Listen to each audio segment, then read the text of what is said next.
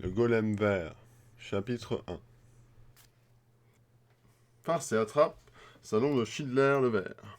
L'étranger, également vêtu, qui s'était arrêté, indécis sur le trottoir de John Bransdart, lut cette bizarre inscription tracée en lettres blanches avec un luxe étonnamment enjolivé sur l'enseigne noire d'une bâtisse de l'autre côté de la rue. Poussé par la curiosité, ou bien pour ne pas servir plus longuement de cible à la foule, qui le pressait de tous côtés avec cette lourdeur bien hollandaise, pareille à celle d'un ours.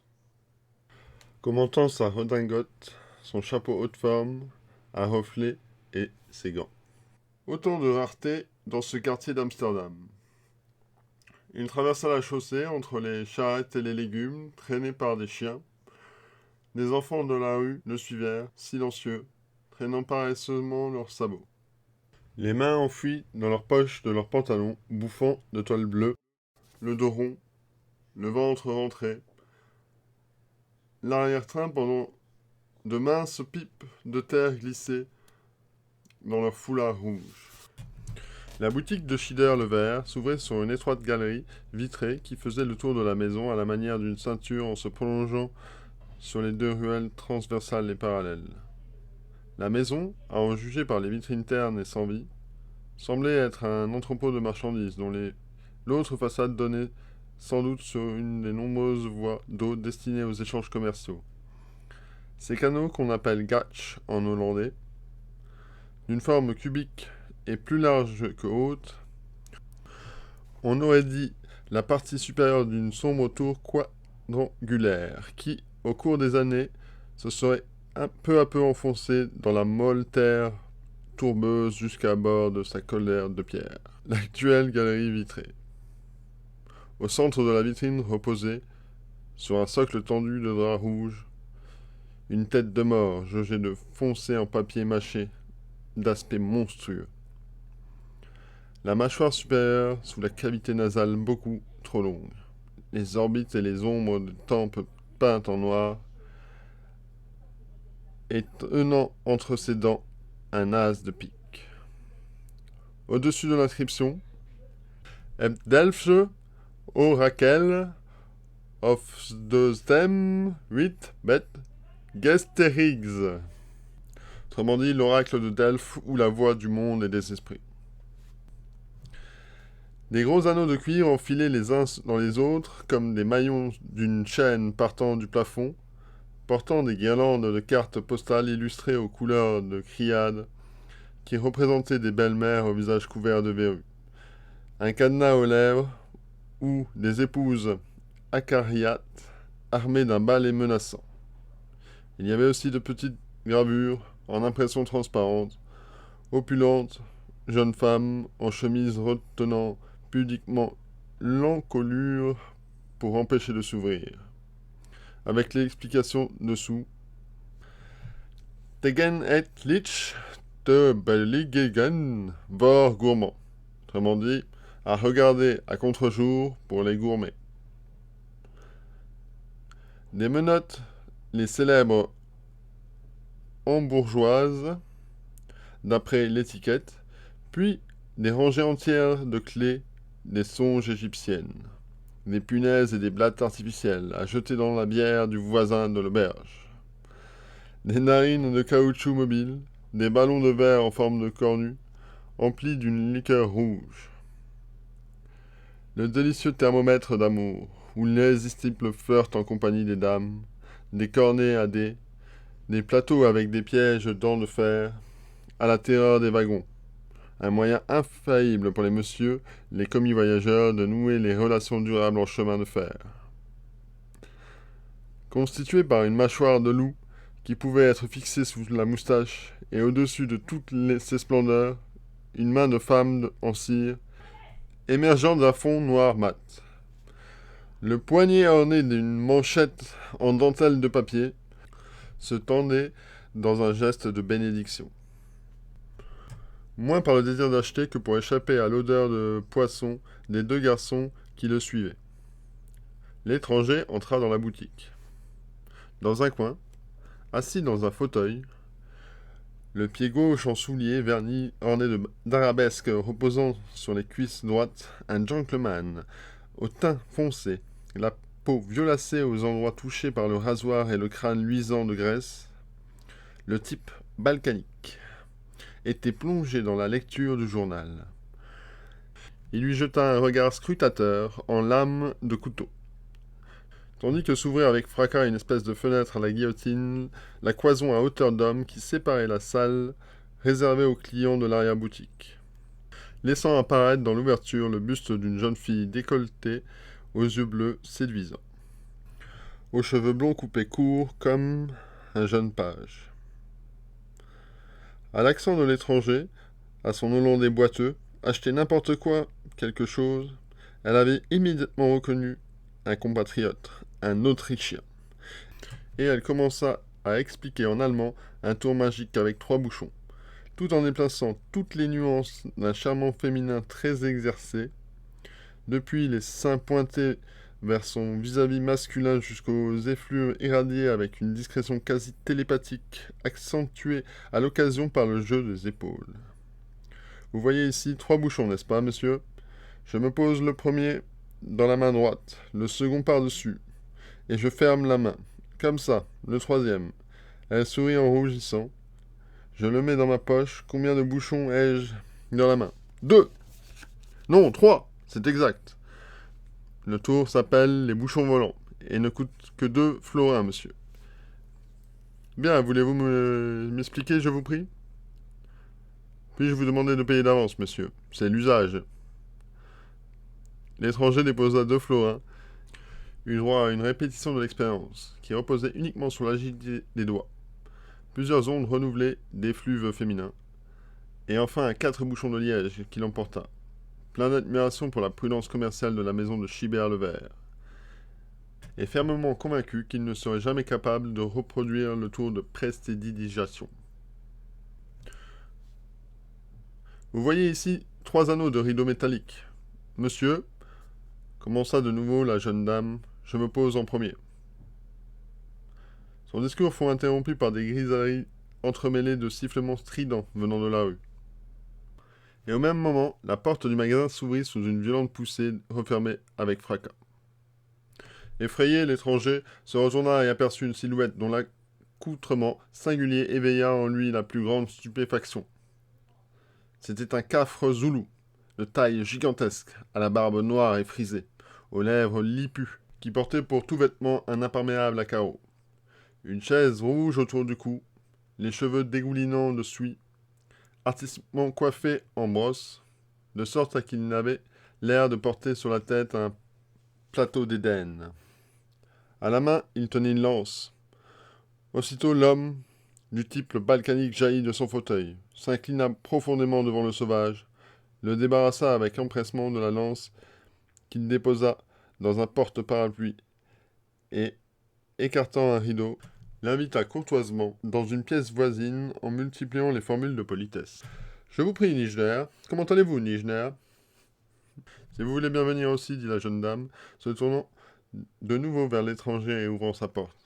Asseyez-vous un moment en attendant que la foule soit calmée. » Puis, elle se hâta vers la porte vitrée qui s'était ouverte à nouveau, repoussa le bonhomme grossièrement bâti qui se plaignait planté sur le sol, les jambes écartées, et se crachait à l'odeur en proférant un flux de malédictions. « Styx, Vervex, Gotz, Vermon, Valdoc, Sec Modrem » et ferma la porte au verrou.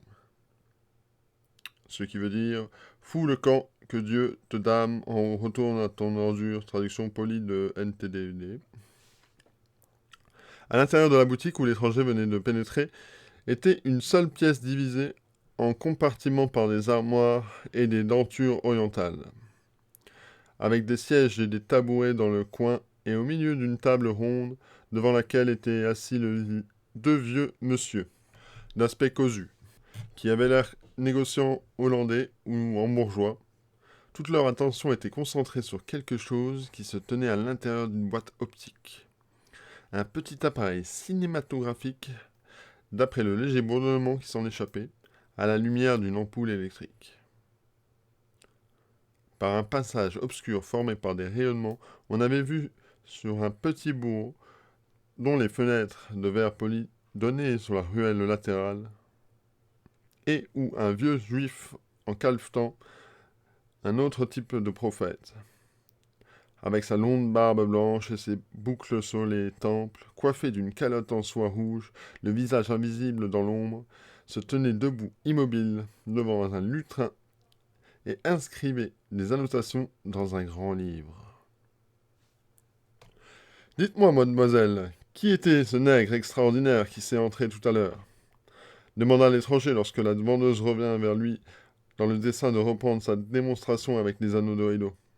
« Lui, oh, c'est un certain monsieur Uzibebepu. C'est une attraction, et il fait partie de la troupe des Zoulous qui se produit au Cirque Carré. » Un monsieur extrêmement chic, ajouta-t-elle avec une lueur dans les yeux. Dans son pays, il est médecin-docteur. Ah oui, homme médecine, je comprends.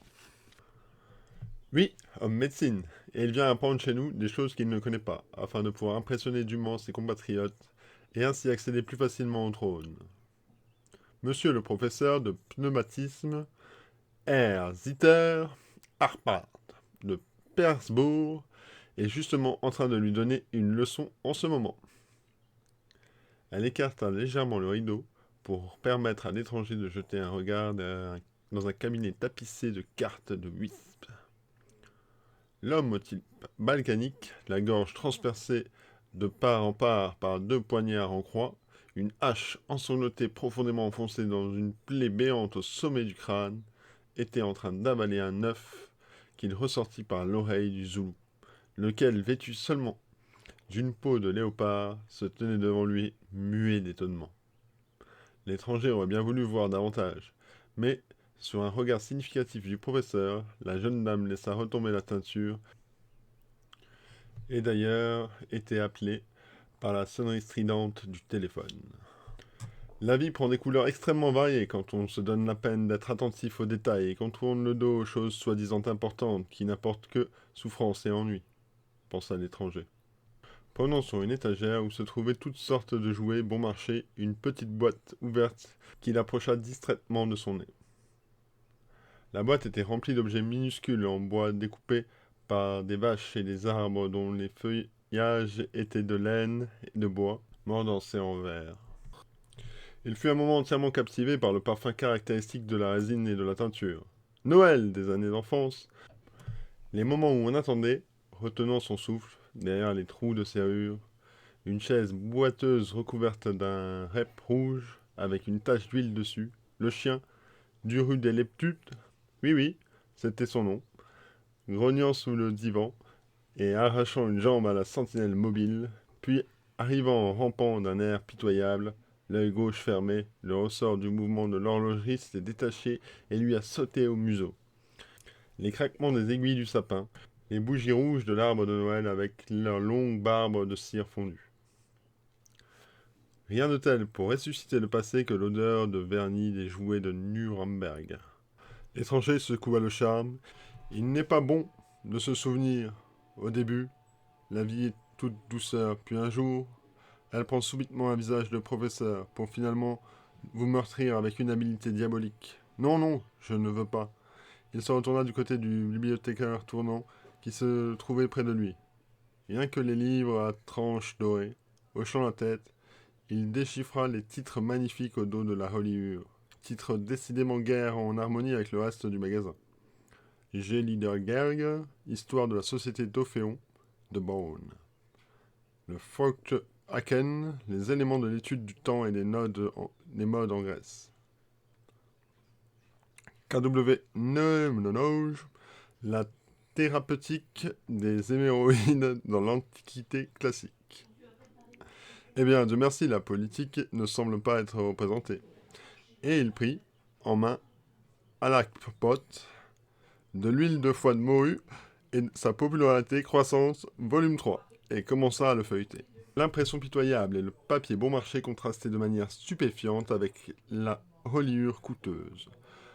Me serais-je trompé? Peut-être qu'il s'agit nullement d'un hymne à l'huile forte. L'étranger tourna la première page et lut, à son grand amusement, La bibliothèque de Sodome et Gomorre, encyclopédie pour vieux garçons, édition du Jubilé. Confession d'une écolière vicieuse, suite de l'œuvre célèbre La limace pourpre. Véritablement, on se croirait avoir devant soi les fondements du XXe siècle. Extérieurement, les prétentions ronflantes à l'intellectualisme et à l'intérieur de la ruée vers l'or ou vers les femmes. Grogna-t-il, satisfait, puis éclata de rire. Inquiétant, l'un des deux négociants cousus leva les yeux de sa boîte optique. L'autre, le Hollandais, ne se dérangea pas. Murmura, gêné quelque chose où il était question de vues magnifiques des grandes villes, et se préparait à sortir rapidement en faisant des efforts désespérés pour redonner à la physionomie légèrement congestionnée et sereine le cachet traditionnel qu'une conception strictement austère de la vie imprime infailliblement sur les traits d'un honorable négociant. Mais le tentateur satanique de tous les esprits simples se permit à son endroit une plaisanterie d'un goût extrêmement douteux, en apparence sous la forme d'un hasard perfide, mais incontestablement dans le dessein de ne pas laisser plus longuement l'honnête homme dans l'ignorance au sujet de la frivolité du milieu où il se trouvait. Par la suite, un mouvement trop précipité pour enfiler son manteau, le négociant avait accroché avec sa manche et mis en mouvement le balancier d'une grande pendule murale, déclenchant immédiatement la chute d'une planchette représentant des scènes d'intimité familiale. Mais au lieu du coucou auquel on aurait dû s'attendre, on vit apparaître la tête en cire et le buste à peine voilé d'une femme au regard d'une impudente extrême, qui se mit à chanter d'une voix pâteuse avec l'accompagnement solennel des cloches de midi. Les menuisiers si bien librement, ils radotent gaiement, lisse et fine devient la planche. Subitement, on n'entendit plus que le dernier mot. Planche, planche, planche, répété indéfiniment sur le rythme par une basse croissante. Soit que le diable se fût rendu à la maison, soit qu'un cheveu se fût introduit dans le mécanisme. Nullement disposé à exploser plus lentement à devenir la proie du lutin moqueur, le maître des mers se mit en large en croissant avec indignation, absolument dégoûtant. Bien que déjà accoutumé à la pureté des mœurs des peuples nordiques, l'étranger n'arrivait même pas à expliquer la confusion exagérée du vieux monsieur, jusqu'au moment où il glissa en lui le vague soupçon de l'avoir déjà entendu quelque part. Il lui avait probablement été présenté en société. Un souvenir très fugitif se rattachait à cette idée, celui d'une vieille dame au beau visage triste et d'une belle jeune femme le confirma dans son hypothèse, mais il n'avait même pas à se rappeler de l'endroit ni le nom. Le visage du Hollandais, qui venait de se lever, et le dévisageait de haut en bas, avec mépris, de ses yeux bleus de mer, et il s'éloignait paresseusement d'un air dégagé, ne vint pas davantage en aide à sa mémoire. C'était pour lui un parfait inconnu à l'aspect brutal et prétentieux. La vendeuse était toujours au téléphone.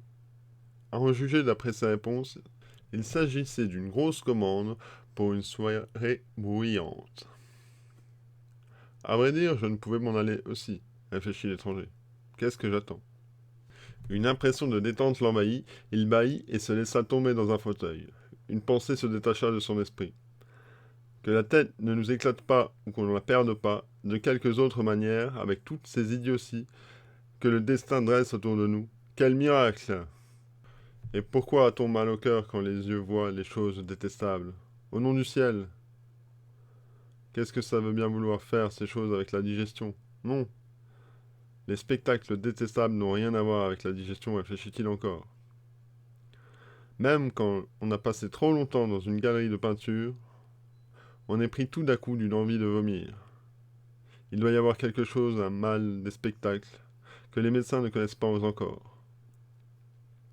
Ou bien serait-ce le caractère de la mort qui se dégage de toutes ces choses, belle ou laide, faite de main de l'homme? Je ne crois pas m'être jamais trouvé mal à la seule vue de cette région, même la plus déserte. Donc il doit en être ainsi. Un goût de boîte de conserve s'attache à tout ce qui a un nom, d'objet. On en attrape le scorbut. Et ne put s'empêcher de sourire involontairement en songeant à une expression baroque de son ami, le baron Pfiol, qui savait inviter un après-midi au café turc doré, et qui détestait de tout son cœur ce qui était perspective en peinture. La chute n'a rien à voir avec la pomme. C'était pure superstition. Le péché a commencé quand on s'est mis à s'accrocher à des tableaux et aux murs dans les maisons. Le maçon n'a pas plutôt terminé 4 parois bien unies que le diable s'amène déguisé en artiste. Il vous peint trou avec perspective. De là aux pleurs et grincements de dents, il n'y a qu'un pas. Un beau jour, on se trouve suspendu au mur de la salle de à manger, en habit et grand cordon, aux côtés d'Isidore Lebeau, ou de tout autre imbécile couronné d'un crâne piriforme et au museau botocudo. Et on assiste à ses propres repas. Oui, oui, poursuivit l'étranger, suivant le coup de sa pensée. On devrait réellement avoir un rire tout prêt pour tout et tout. Ce n'est pas sans raison que les statues de Bouddha portent toujours un sourire et que les saints du christianisme ont toujours le visage ruisselement de larmes. Vraisemblablement, si les hommes souriaient davantage, il y aurait moins de guerre. Voici déjà 3 semaines que je suis à Amsterdam, et je fais exprès de ne pas regarder le nom des rues. Je ne demande pas quel est le tel ou tel monument, où se rend tel ou tel navire, ni d'où il vient. Je ne lis pas un seul journal pour me tenir au courant des dernières nouvelles, qui ne sont pas différentes de ce qui se passe depuis la nuit des temps. J'habite une maison où tout m'est étranger. Je serai bientôt le seul citoyen privé que je connaisse. Quand un objet me tombe sous les yeux, je ne me demande plus depuis longtemps à quoi peut-il bien servir. Il ne sert absolument à rien. Tout ce qu'il sait faire, c'est se faire servir. Et pourquoi est-ce que je me comporte ainsi ? Parce que j'en ai assez de tresser la vieille guirlande de la culture. D'abord la paix pour préparer la guerre, ensuite la guerre pour restaurer la paix, etc. Parce que comme Gaspard Auster, je veux voir devant moi une nouvelle terre totalement inconnue. Je veux connaître un nouvel émerveillement, pareil à celui d'un nouveau-né, qui aurait passé du jour au lendemain à l'état d'homme, en fait. Parce que je ne veux devenir qu'un point final, et ne pas rester éternellement une virgule, je renonce à l'héritage spirituel de mes ancêtres au profit de l'État. Et je préfère apprendre à voir une vieille forme avec les yeux neufs, au lieu de voir, comme je l'ai fait jusqu'ici, de nouvelles formes avec des yeux anciens. Peut-être retrouveront-ils alors une jeunesse éternelle. J'avais bien commencé, mais il me reste encore à apprendre à sourire à tout, au lieu de m'étonner seulement. Rien de tel pour vous assouplir qu'une conversation à voix basse dont le sens reste incompréhensible à l'oreille. La conversation volubile, à peine chuchotée, entre l'homme au type de balkanique et le zoulou derrière le rideau. Endormait l'étranger par l'action hypnotique de sa monotonie incessante, si bien qu'il resta un moment plongé dans un profond sommeil. Lorsqu'il s'arracha à ce sommeil, après un court instant, il eut la sensation d'être arrivé intérieurement à une foule extraordinaire de conclusions. Mais sa conscience n'en conservait que la quintessence sous une forme de petite phrase toute sèche. En enchaînement fantastique d'impressions fugitivement vécues et de pensées que c'était forgé. Il était plus difficile de se forcer à sourire que de découvrir parmi les innombrables tombeaux de cette terre de crâne qu'on avait porté sur ses épaules au cours d'une vie antérieure. L'homme n'est pas capable de contempler le monde en souriant avec des yeux neufs tant qu'il n'a pas perdu ses yeux anciens à force de pleurer. Alors, si difficile qu'on soit de se trouver, c'est tout de même le crâne que l'on cherche, se dit l'étranger. L'entêtement a pour poursuivre cette idée de son rêve, fermement convaincu qu'il était parfaitement éveillé, alors qu'en réalité il était de nouveau plongé dans un profond assoupissement. Je forcerai bien les choses à me parler clairement et à me révéler leur véritable signification, et avec des signes nouveaux au lieu de me susurrait à l'oreille avec des airs importants et formules usées de voyageurs de commerce. Tu vois, je suis un médicament qui te guérira quand tu auras trop mangé. Ou bien, je suis un stimulant qui te donnera l'appétit pour te permettre des excès de table, afin que tu puisses recourir à de nouveau aux médicaments. J'ai finalement compris ce qui se cache sous cette boutade. Que tout ça, c'est le serpent qui se mord la queue, comme dit mon ami au baron Psiel. Et si la vie n'a pas de meilleurs enseignements à m'offrir, je me retirerai au désert pour me nourrir de sauterelles et me vêtir de miel sauvage. Vous voulez aller au désert pour apprendre les hautes magies, les biches. Quand vous aurez la bêtise de payer en comptant un tour idiot avec 3 bouchons de liège, quand vous me voyez guère à la différence entre une boutique de farce et attrape et le monde, quand vous n'avez même pas idée que le livre de la vie recèle autre chose que celle qu'on voit imprimée au dos de la reliure, c'est vous qui devriez vous appeler le ver, et pas moi, répondit d'une voix tremblante et grave aux réminiscences de l'étranger. Et lors celui-ci, étonné, leva les yeux et aperçut le vieux juif, propriétaire de la boutique, qui venait d'entrer dans la pièce et regardait fixement. L'étranger prit peur, il n'avait jamais eu devant lui un visage comme celui-là. C'était un visage uni, avec un bandeau noir sur le front, et cependant profondément sillonné, comme la mer avec ses hautes vagues n'était cependant jamais ridée. Les yeux, comme de sombres abîmes, étaient néanmoins les yeux d'un être humain, et non des caravanes. La peau, d'une teinte olivâtre, avait l'aspect de l'airan, comme celle des races préhistoriques, dont on dit qu'elles étaient d'or vert foncé. Depuis que la lune, cette éternelle voyageuse, tourne autour du ciel, continua le juif, je vis sur cette terre. J'ai vu des hommes qui ressemblaient à des singes et qui tenaient à la main des haches de pierre. Ils arrivèrent au bois, et du bois passèrent. Ils hésitèrent une seconde, du berceau au cercueil. Et ils sont toujours comme des singes. Ils ont toujours des haches à la main. Ce sont des êtres qui marchent les yeux fixés sur la terre et qui ont la prétention de sonder l'infini qui est caché dans les petites choses. Ils ont découvert qu'il y a dans le tube digestif des vers des millions d'êtres minuscules, lesquels à leur tour en contiennent des milliards, mais ils n'ont toujours pas appris que dans ce sens, il n'y a pas de limite. Moi, je marche les yeux fixés sur terre, mais aussi sur le ciel.